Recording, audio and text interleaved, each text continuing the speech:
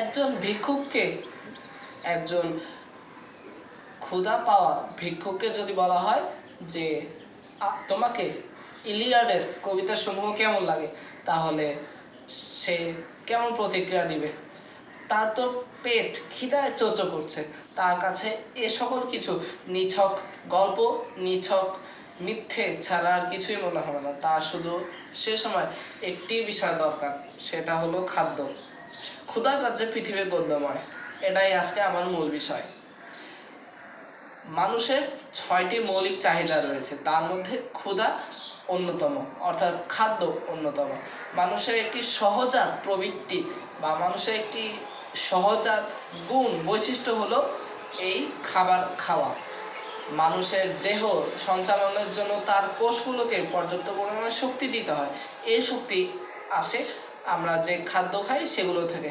Protein, vitamin, শর্করা, চর্বি, খনিজ, পানি, এই 6টি উপাদান আমাদের দেহ শোষণ করে রক্তে রক্তে বাহিত হয়ে শেষ পর্যন্ত আমাদের কোষে পৌঁছে, যারা এই খাদ্যদ্রব্য থেকে গ্লুকোজ উৎপন্ন করে আমাদের শক্তি, আমাদের কোষগুলোকে সরবরাহ করে, যারা এগুলো ব্যবহার করে শক্তি উৎপাদন করে।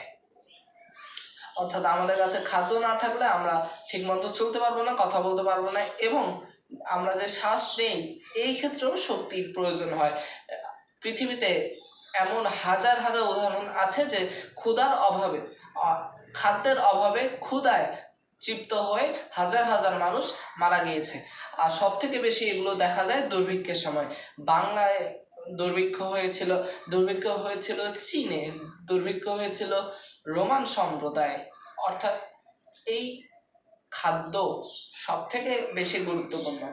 এখন একজন ক্ষুধার্ত মানুষের সামনে যখন কিছু দেওয়া হবে খাবারের জন্য, সে গোগ্রাসে তা খেতে থাকবে, কারণ সে সময় ক্ষুধা একটি অনিবার্য বিষয় হয়ে পড়ে। এই পরবর্তী লাইনটি হলো, ক্ষুধার রাজ্যে পৃথিবী গদ্যময়, পূর্ণিমার চাঁদ যেন একটি ঝলসানো রুটি। অর্থাৎ এখানে তার আশেপাশে তাকিয়ে একজন ক্ষুধায় কাতর মানুষ, সে আকাশের দিকে তাকিয়ে সে অসীম সৌন্দর্য পূর্ণিমার চাঁদ দেখতে পায়। এই পূর্ণিমার চাঁদকে কবিরা বিভিন্নভাবে আখ্যায়িত করে এটিকে সৌন্দর্য মণ্ডিত করেছে, এটিকে বিভিন্ন সময় সুন্দর নারীর সাথে তুলনা করেছে, এটিকে বিভিন্ন সময় সুন্দর মেটাফোর হিসেবে ব্যবহার করেছেন, অলংকার হিসেবে ব্যবহার করেছেন। কিন্তু ক্ষুধায় আহারতৃপ্ত মানুষের কাছে এই পূর্ণিমার চাঁদই যেন হয়ে ওঠে একটি রুটি, একটি ঝলসানো রুটি। চাঁদের গায়ে যে বিভিন্ন পাহাড় রয়েছে সেগুলো রুটিতে ঝলসে যাওয়া সেই রুটির অংশ। আরও একটি কথা বলা হয়ে থাকে যে পায়ের মধ্যে কাঁটা বিঁধলে আশেপাশের সৌন্দর্য উপভোগ করাই যায় না। এই কথাটিও সত্য এবং এর সাথে সামঞ্জস্যপূর্ণ। আমাদের পায়ে যখন কোনো কাঁটা ঢুকে, আমরা বারে বারে আমাদের মস্তিষ্ক সেই জায়গায় গিয়েই থেকে যায়, কারণ আমাদের ব্যথা লাগছে।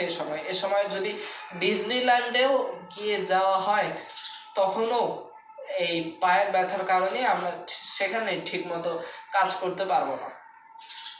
আবার মানুষ জ্বরে আক্রান্ত হয়, এই জ্বরে আক্রান্ত হলে সে যত ভালো পরিবেশেই থাকুক না কেন, যত ভালো জায়গায় থাকুক না কেন, সে তার স্বাভাবিক কার্যক্রম করতে পারবে না। অর্থাৎ শরীরে কোনো একটি ব্যাঘাত ঘটলে তার আশেপাশের কর্মকাণ্ডে ব্যাঘাত ঘটবে, এটাই স্বাভাবিক। আর এই স্বাভাবিকতাই আমাদেরকে এই ক্ষুধার প্রয়োজনীয়তাতে নিয়ে আসে। তাই এই বলে শেষ করব যে সকলকেই খাদ্য গ্রহণ করতে হবে, তবে খাদ্য গ্রহণ আমাদের করা উচিত যেটা স্বাস্থ্যসম্মত ও আমাদের দেহের জন্য উপকারী। এই উপদেশটা দিয়ে আমি আমার বক্তব্য এখানে শেষ করলাম। ধন্যবাদ সবাইকে।